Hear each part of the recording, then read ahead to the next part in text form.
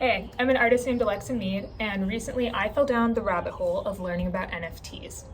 There's a lot of hype around NFTs, but looking past that, I think that the underlying blockchain technology has the power to be a real game changer in the art world. It's going to fundamentally realign the relationships between artists and galleries. So, before I get too deep into it, let me define some terms. What are NFTs? NFTs are non-fungible tokens. Just so you know, that is like the worst possible thing you can tell an artist. That explains nothing.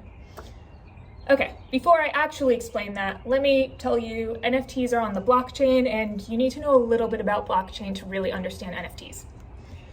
Okay, so you've probably heard of the blockchain in regards to cryptocurrencies with all the excitement around Bitcoin or Ethereum or even Dogecoin.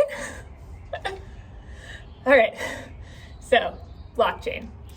The blockchain is a distributed ledger. It's an open book where you can see all the transactions that are happening on the network in real time. Everything is time-stamped, everything is permanent. Once something goes on the blockchain, you cannot take it off. NFTs are one of those things that can happen on the blockchain. An NFT is a special type of digital token that's managed by a smart contract. And each one of these has a very unique address where it lives on the blockchain. That's the token ID. And because each one is unique, they can't be confused for anything else on the blockchain. They're not interchangeable. That's the non-fungible part. But really, you don't actually have to know the technical side of it. As an artist, what you do have to know is what NFTs have the power to do. An NFT is essentially a digital certificate of authenticity. You can link any piece of art in the physical world, in the digital world, to this smart contract on the blockchain that can lay claim to your ownership. And now you have something that can actually be collectible because it can be verified as authentic. You can now have an NFT of your art be digitally bought, sold, traded on the secondary market. And it is amazing because it can transform a JPEG to an autographed original signed work of art. This is wonderful because in an internet where everything ends up being given away for free, downloaded, uploaded, saved as, shared, copied a million times over, there's really no way to stop people from just like ripping off your art.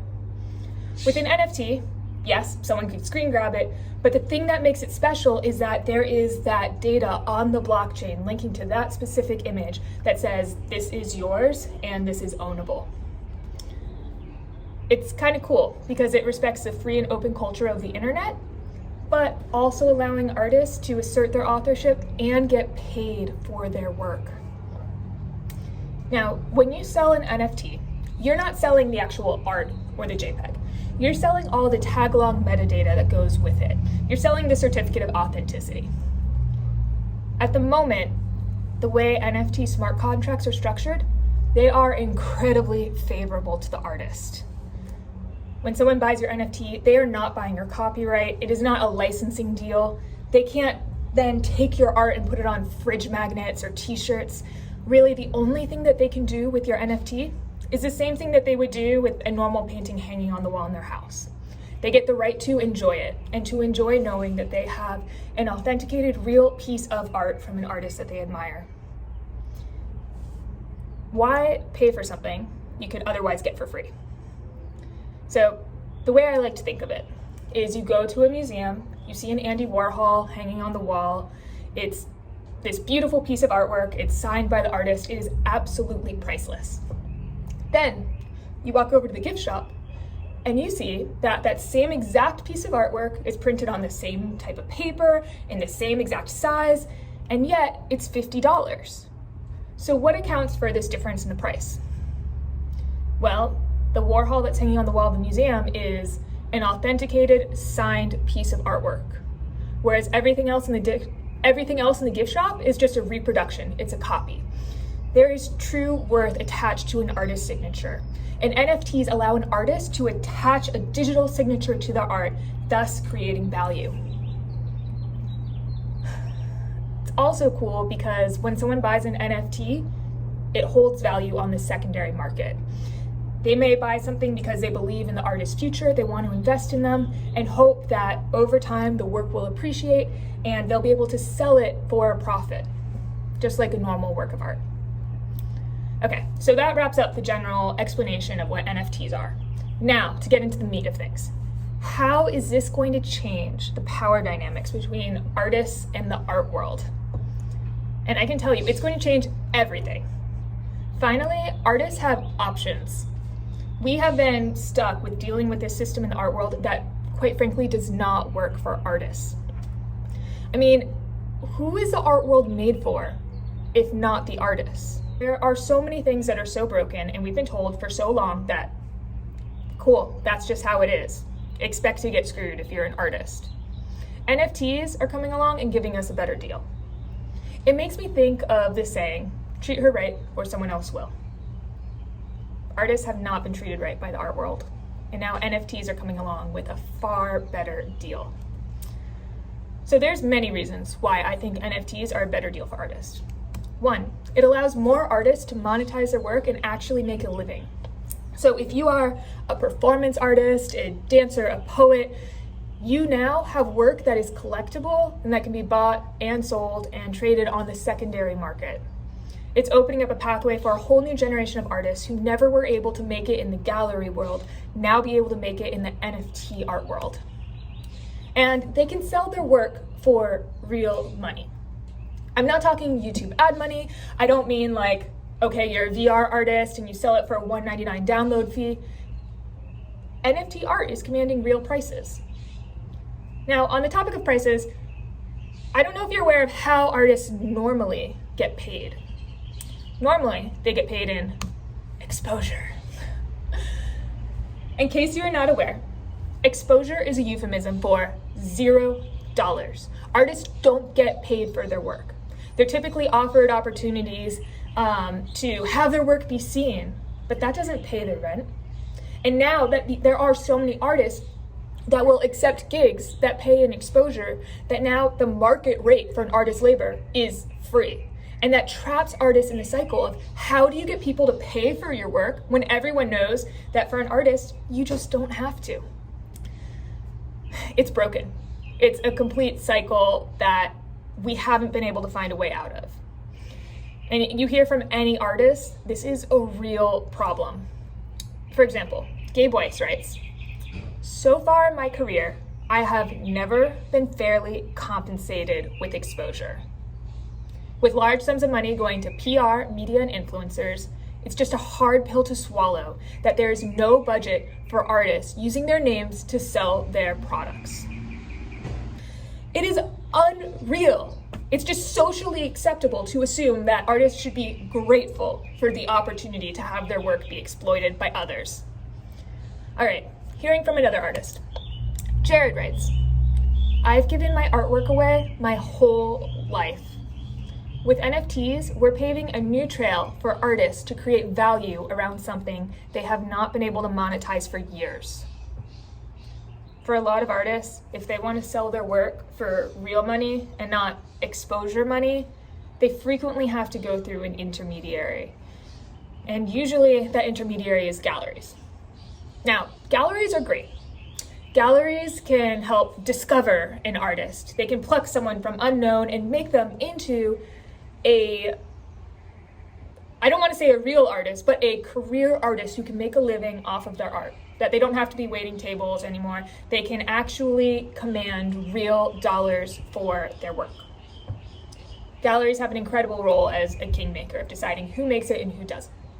Galleries do an incredible job of promoting the career of an artist, getting them publicity, building up the perception of value and the storytelling around them and why it's so important to invest and collect in this young artist's work. They provide mentorship, they help with the business side of things, they can provide exhibitions in a beautiful gallery space that allow people to come and see the art in all of its glory. They connect artists to collectors. It's really quite dreamy. I know when I was first starting out my career, I would have died to get represented by a certain gallery. I got represented by other galleries and I was happy enough with it, but there's still this dream of climbing the ladder in the gallery world, of getting represented by the best blue chip gallery. The thing is, galleries put in a lot of work for their artists, and they need to be paid for that work. So galleries take a percentage. Seems reasonable. I don't know if you know just how much of a percentage galleries take. They take 50%, not 15. Galleries take 50%, and that can add up on an artist budget. I mean, so many artists are already starving, and then now here you have a gallery come along, promising them big things in exchange for eating half their lunch. I mean, a gallery's a business. Galleries gotta eat too. I don't hold that against them. And something that is kind of nice is that the gallery is incentivized to increase the value of their art so that they can make more money off of you and they can justify taking such a large slice of the pie. I mean, in that situation, everyone wins, right? But what if you're an artist and your work is just not selling in the gallery? It doesn't matter how world-changing your art is, what an incredible artist you have, how much you have, what it takes. If a gallery can't make money off of you, they drop you. They're not interested. And with galleries being such gatekeepers to the fine art world, if a gallery loses interest in you, then it's quite likely that art history won't be interested in you either. There are a lot of functions that a gallery fulfills that NFTs cannot. But in the meantime, NFTs are offering a pretty great deal. Artists no longer have to give away 50%. Instead, they're giving away 2.5% or up to 20%. But I think that should be making galleries very nervous. How are they going to justify taking away 50% when someone else is offering such a lower, more attractive rate? Galleries are going to have to change. At least I think they should. Who knows what they think? What's nice about NFTs is that artists can sell their work at any time. They don't have to wait on the green light from a curator or a gallerist to say, all right, we're going to give you your solo show in 18 months and like get all this ready in time. You can just snap of a finger, decide, great, right now. Now I'm having my art exhibit.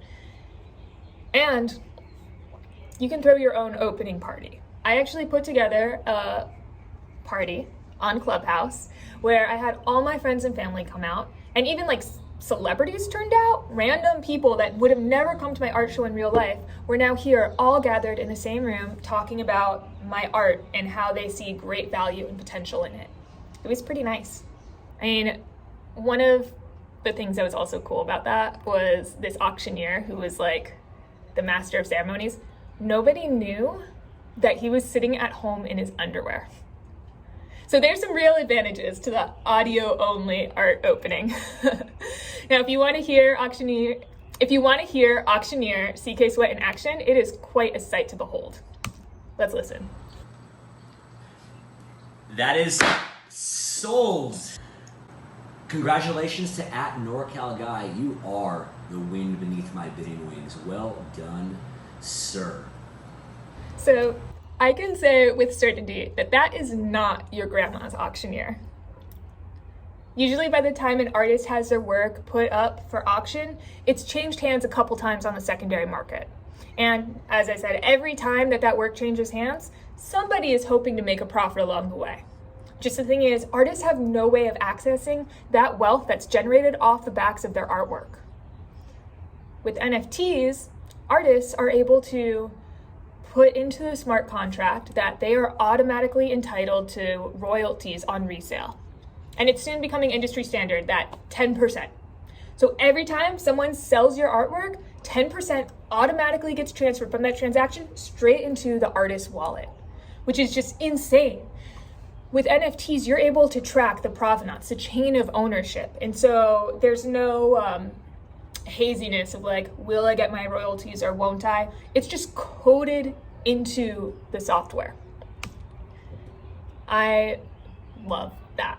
I also love that as an artist, I'm able to see exactly who is bidding on my artwork and who owns it and where my art is going in the world.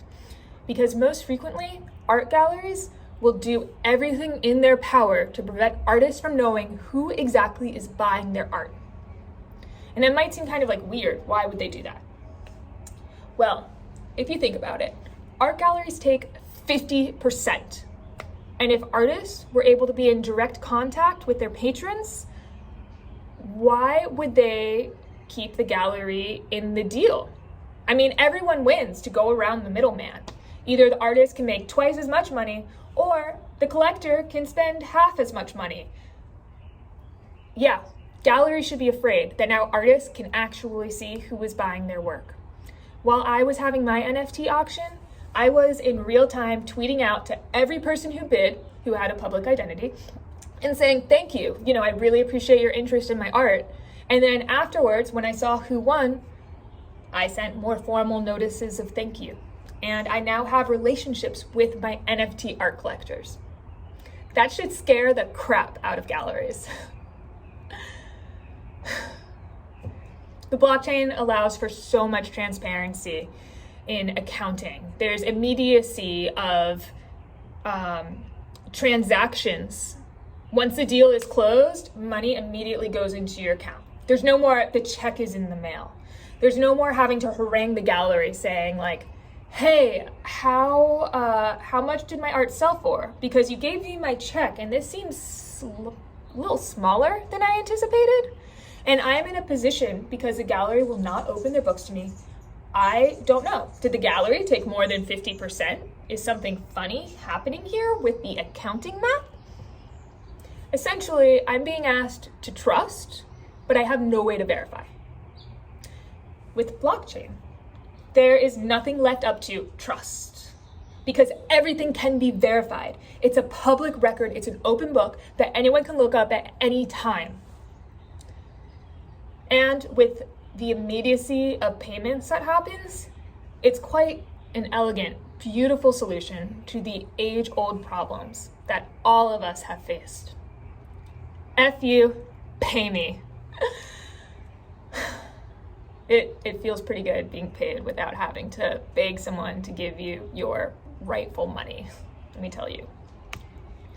But as you can see, there is a lot of upside to doing NFTs and putting your art on the blockchain. And I know my enthusiasm might come off as a bit much. It might feel like I'm trying to sell you a timeshare. I assure you, I am not. I actually see some downsides in NFTs, and I'm not afraid to call it out.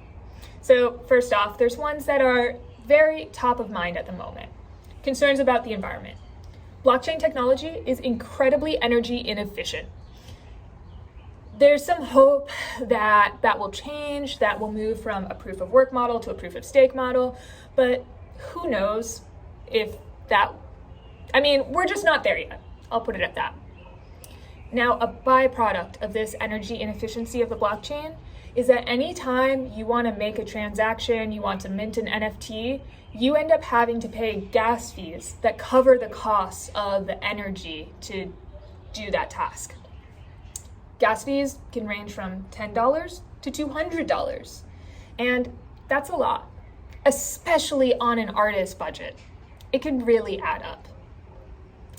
These are problems that are new, they're novel, and they're fun to think about and freak out about, but I think that there's real problems that we're not yet talking about. And that's because those are old problems that we're all sick of talking about. I feel like we're getting so hyped up and we're building something new, we're building something different, but I'm wondering, will we get actual change or just more of the same? Are we going to be copy pasting all of our old problems onto this new world? It's really hard to tell. There is just so much hype around blockchain, so much techno-utopianism, and I myself am guilty of that. I admit, I have drank the Kool-Aid. But I think that we need to be able to take a harder, more critical look at just what this utopia is that we're building. Now, before I get into the counterpoints, let me just share with you some of the high-level dreams of blockchain. Blockchain promises to be this decentralized, open system. It's going to be cutting out the middlemen. Third parties won't be party anymore to transactions. People will be able to deal directly with each other without having to pay a cut to some random person out there standing in the middle. Blockchain's going to flatten hierarchies. With its decentralized nature, there won't be as much advantage built up to the incumbent players, or for people to really essentially slant the playing field into their favor and accrue more value. There's this idea that because of that, it's not going to be a winner-takes-all system, that we're going to have a more fair and even distribution of benefits. For some reason, there's this thought that there's a low barrier to entry with blockchain, that everyone is welcome, that we're going to have a place that's accessible to all, it's going to democratize access, that this is this new, fresh start, we're building the world anew. All of this high-flying, inspirational talk. I'd hate to be a downer, but I'm not so sure that things are going to change that much. New does not necessarily mean different. History often finds a way of repeating itself. I mean, humans are gonna human. It doesn't matter how utopian our vision is for this new world that we're creating. Somehow the same old problems tend to replicate themselves somewhere down the line. We are still in early days of blockchain, so we don't really know how all this will shake out. But already in these early days, I'm starting to see some very familiar patterns emerging. Okay, this is a decentralized platform, and yet it's being rapidly centralized. Middlemen are rushing in to claim their stake, to do this massive land grab, to be these toll keepers that are saying, hey, I'm building this NFT platform, and for the privilege of you using it, I am going to charge a percentage of your transaction. Now, some platforms like OpenSea, they take 2.5%, not too bad. But others like Super Rare, Foundation, they take more like 15%. Or, in the case of Nifty Gateway, 20%. Let me tell you, I would much rather give away 20% than 50%.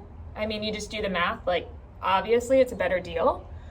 But if artists are already being charged a hefty percentage, what's to stop that percentage from creeping up till finally it hits 50% again? Because the market has shown that artists are perfectly okay with giving away 50%. So I think it's just going to be a matter of time. I mean, it's like no matter how revolutionary all of this is, artists still can't keep fingers from reaching into their pockets. There's this idea that decentralized blockchain is going to be more egalitarian, flattening hierarchies, but we're seeing that that's not necessarily the case. Platforms like OpenSea are open. Anyone can put up their artwork for sale. Anyone can participate, artists of all stripes. But then there's also the rise of these curated platforms. I'd mentioned them before, Foundation, Super Rare, where it is incredibly difficult to get on them, that they represent the best of the best, and it's a real honor and privilege to be a featured artist. And I should note that for that honor and privilege, you actually give away a greater percentage. It's kind of funny when you think about it. But at the very top of this is Nifty Gateway.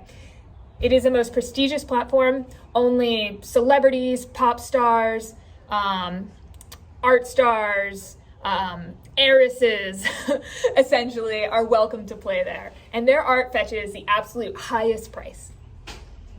It's kind of funny because, like, we now have this multi-tiered structure with declining levels of access the higher you get up. And it kind of makes me think of something familiar, like maybe a pyramid. So immediately, we are seeing a pyramid form in the NFT art world. How is this different than the normal art world?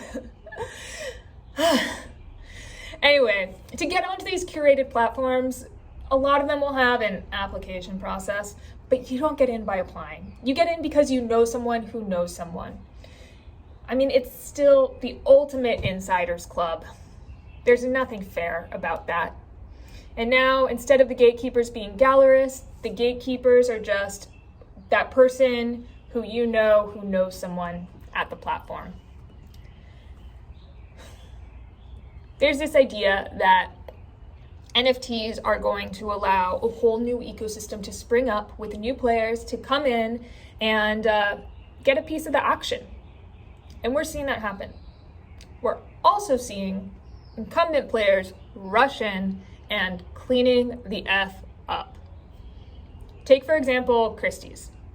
They are a very old, respected auction house, and they sold a work of art by Beeple for $69 million, which I think that's cool. Anytime an artist is getting paid, I get giddy, I get excited. That is the record so far for the most expensive piece of digital artwork ever sold. You look at Sotheby's, they sold Pack for $17 million. And these are incredible prices. But if you compare them to all the other artists in the marketplace, they are leaps and bounds ahead. In these establishment institutions, they have a head start. They've already built out everything over the course of centuries. And I don't know if you know, but Christie's and Sotheby's, each of them are over 250 years old. It does not get any more entrenched establishment than that. Like, how can the little guy compete? And to be quite honest, they can't. Yes, there are more players in the game now with NFTs. More artists are able to monetize their work. So like if you're a ballerina, you're a breakdancer, congratulations, your art is now collectible. But that doesn't mean anyone's going to be buying your art. It's really hard on these NFT marketplaces to discover new talent. Frequently on the home pages of these sites, they have the top performing artists who also happen to be the already known and discovered artists. It's almost impossible to discover new talent.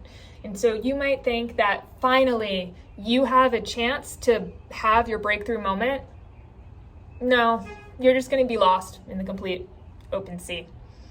When I had my NFT auction and I looked at the bidders, I realized that every single one of those people followed me on social media.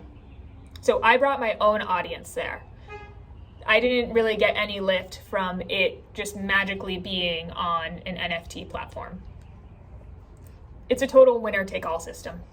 And it's giving artists a lot of false hope, seeing these flashy headlines, thinking that they're going to be the next people. And maybe they will. And it's worth taking the gamble because you never know.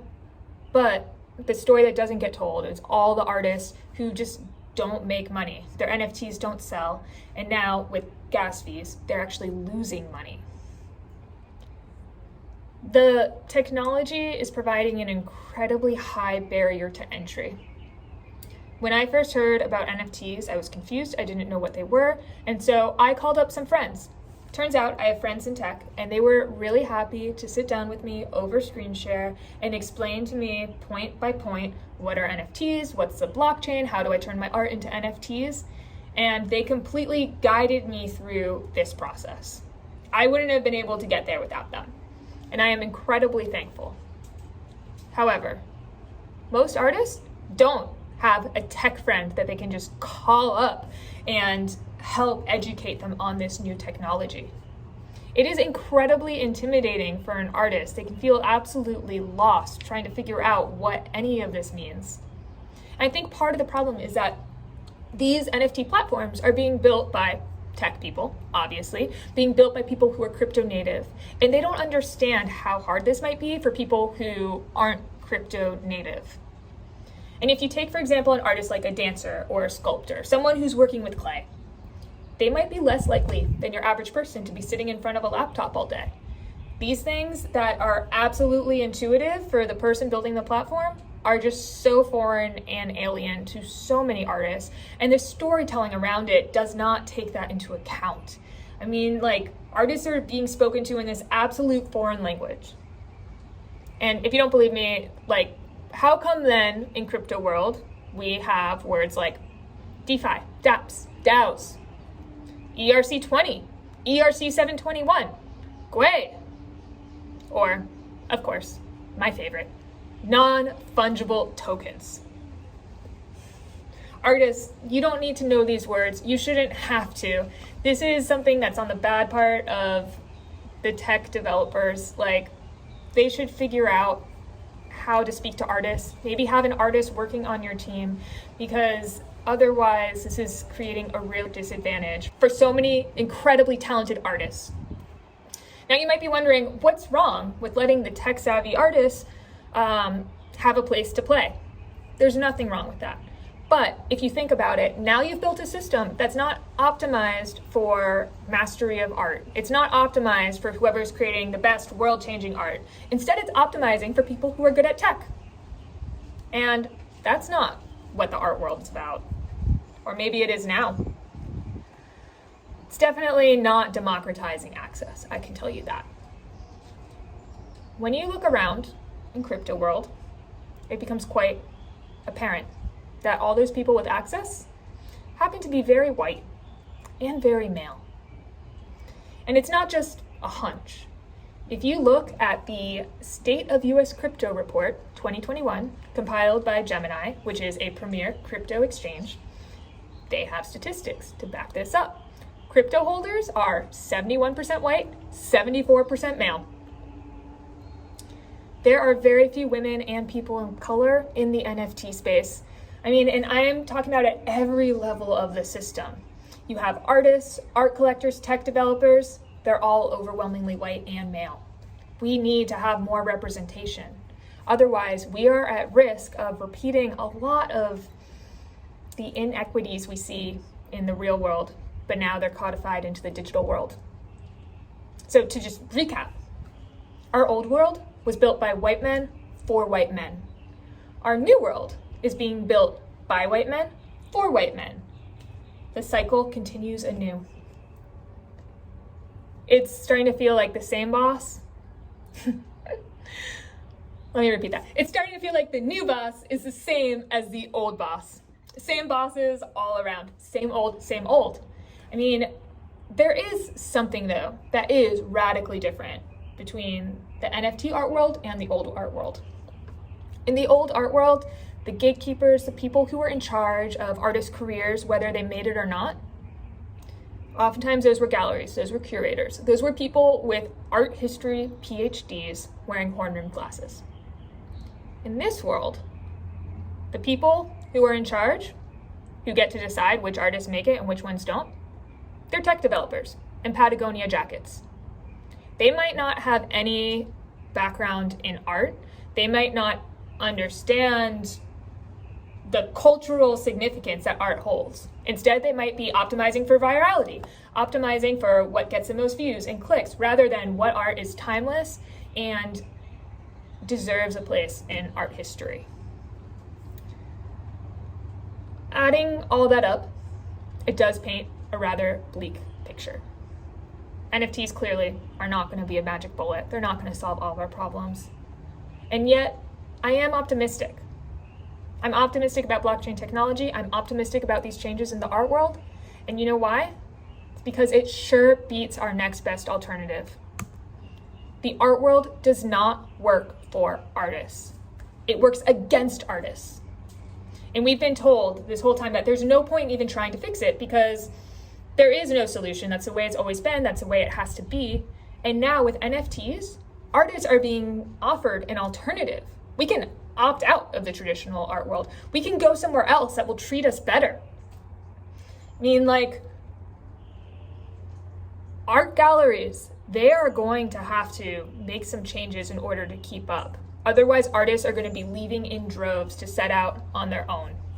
I think it's going to really increase, well, my hope is that it will increase equity in the normal art world, that some of these benefits that are happening in the NFT world, like royalties on secondary sales, awareness of who's collecting your art, a lower commission that's taken from the artist, that all of these things will now have to be put into the normal art world to make them keep up. And for far too long, artists have just put up with so much bullshit. Artists always get screwed, time in and time out. But at this particular moment with NFTs, artists aren't getting screwed. Artists are getting paid.